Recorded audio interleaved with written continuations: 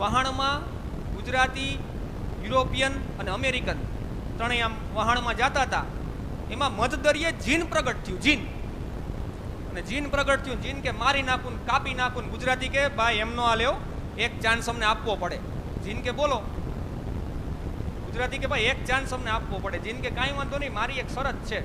તમારે છે ને દરિયામાં કોઈ એક વસ્તુ નાખવાની, જો એ મને મળી જાય ને તો હું તમને ઉપાડી જઈશ, નહીં મળે તો તમને છોડી દઈશ, કાંઈ વાંધો નહીં. યુરોપિયનનો વારો આવ્યો. યુરોપિયન એક ટાંચણી નાખી દરિયામાં. જીન એક જ કલાકમાં ટાંચણી ગોતીને આવી ગયો. અમેરિકનનો વારો આવ્યો. અમેરિકન એક બટન નાખ્યું દરિયામાં. જીન 2 કલાકમાં બટન ગોતીને આવી ગયો. ગુજરાતીનો વારો આવ્યો. ગુજરાતીએ ખિસ્સામાં હાથ નાખ્યો, આમ કરીને કંઈક આમ નાખ્યું. જીન 1 કલાક, 2 કલાક, 3 કલાક જીન ધંધે લાગ્યો. હો ભાઈ, જીન 12 કલાકે પાછો આવ્યો. ગુજરાતીને હાથ જોડાય કે તે નાખ્યું તું શું? એ તો કે દરિયામાં. ગુજરાતી કે મેં ઓલી માથાના દુખાવાની ડિસ્પ્રિન દવા આવે ને એ નાખી હતી તો ઓગળી ગઈ.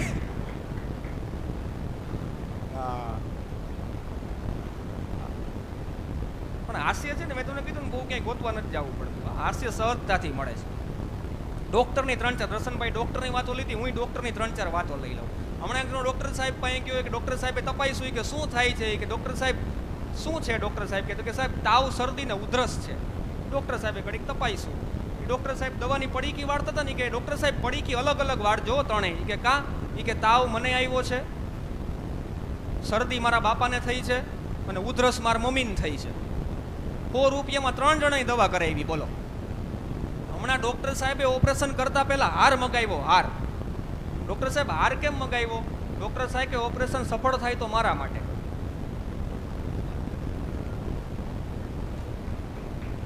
હા, અડધા જોક્સનો કલાકાર છું, અડધું તમે સમજી જાજો. હમણાં ઓલા હાથીનું એપેન્ડિક્સ કર્યું. હાથીનું. હવે એપેન્ડિક્સમાં કેવું હોય? પેટમાં ચીરો પાડે, જે કાંઈ મસાલો કાઢવાનો હોય કાઢે, જે કાંઈ મસાલો નાખવાનો હોય નાખીને પણ ટાંકા લઈ લે. હાથીના પેટમાં ચીરો પાડ્યો, જે કાંઈ મસાલો કાઢવાનો તો હોય કાઢ્યો, જે કાંઈ મસાલો નાખવાનો તો હોય નાખ્યો, ટાંકા લઈ લીધા.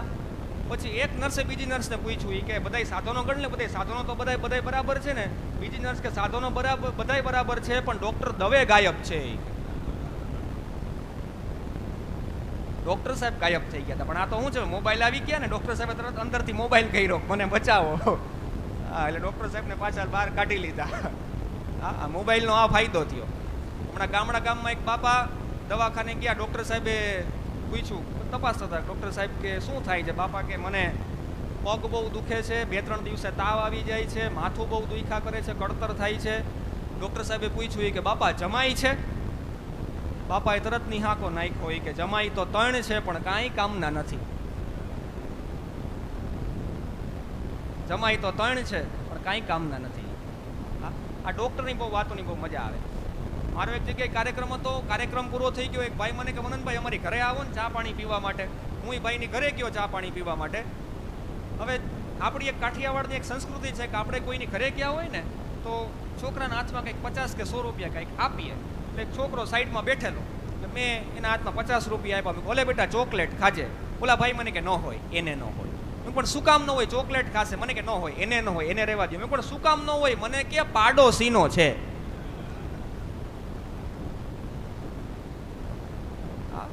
હમણાં ભાઈએ બોલો એના છોકરાને 50 રૂપિયા આપ્યા. મહેમાન ઘરે આવેલા, જા બેટા મહેમાન માટે કંઈક લેતો આવો. છોકરો રિક્ષા લઈ આવ્યો.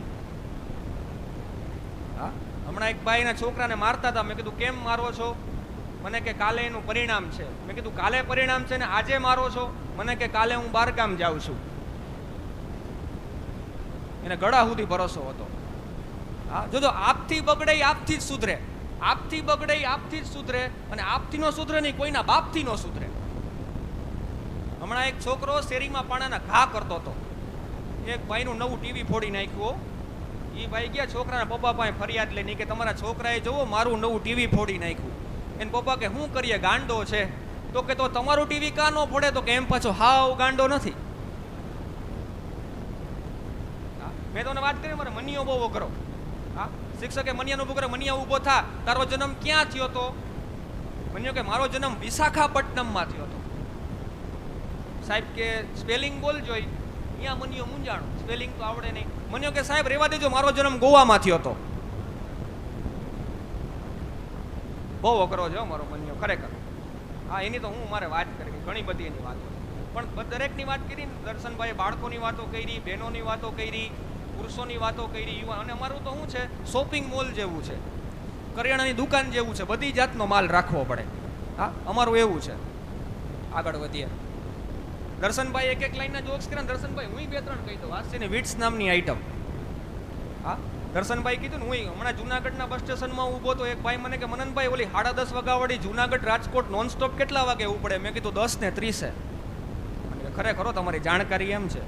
એક ભાઈ મને કે મનનભાઈ સોમવતી અમાસ ક્યારે આવે? મેં કીધું સોમવારે.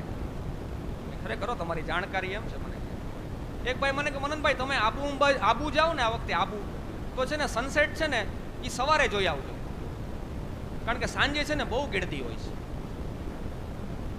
3-4 જણા બાજી પડ્યા. મેં કીધું ભાઈ શું કામ બાજી પડ્યા? મને કે અહિંસા વિશે ચર્ચા કરતા હતા, એમાં બાજી પડ્યા. એક ભાઈ મને કે મનનભાઈ સપના પૂરા કરવા માટે શું કરવું જોઈએ? મેં કીધું સુવાના કલાકો વધારી દો. હા, સપના પૂરા થઈ જશે. પણ હમણાં પતિદેવ જમતા હતા, પત્ની પીરસતી હતી, એમાં કોરી રોટલી આવતી હતી. કોરી રોટલી પતિદેવનો મગજ ગયો હોય કે કોરી રોટલી દાબજ, ઘી ચોપડતી જા, ઘી ચોપડતી જા. પત્ની કે 15 દી થયા કહું છું ઘી લઈ આવો, ઘી લઈ આવો, ઘી લઈ આવ્યો. લઈ આવ્યા ઘી, નકરા ઓર્ડર જ કરવા જ ઘી ચોપડતી જા. પતિ કે હા હું બોલે છે એમ કરી મોબાઈલ હતો, મોબાઈલનો ફેરવીને ઘા કર્યો પતિએ. અમે પત્ની આકરા પાણીની હતી. હવે તો નારી સશક્તિકરણ આવી ગયું ને, બેને કઈ પાછા પડે એમ નહોતા. બેનના હાથમાં હાણસી હતી, હાણસીનો બેને ફેરવીને ઘા કર્યો. હા, પતિને આવી લમડામાં હાણસી, લીંબુ જેવડું ટીમચું થઈ ગયું. ઓલા ભાઈ તો થાળી પડતી મૂકીને ઘરની બહાર નીકળી ગયા. આમ થાય ક્યાં પુરુષોનું ઘરમાં આવેલું જ છે. ઓલા ભાઈ ઘરની બહાર નીકળી ગયા, ઢીમડું ગહતા ગહતા. એમાં એનો મિત્રને મળી ગયો. શું થયું? એ કે દેખાતું નથી, આવડું મોટું ઢીમચું ઉપડ્યું. ઓલા ભાઈ કે ઘરે જઈને ઘી ચોપડો. ઓલો કે ઘી હું ચોપડે? કે ઘીના તો ઢીમચા ઉપડ્યા છે.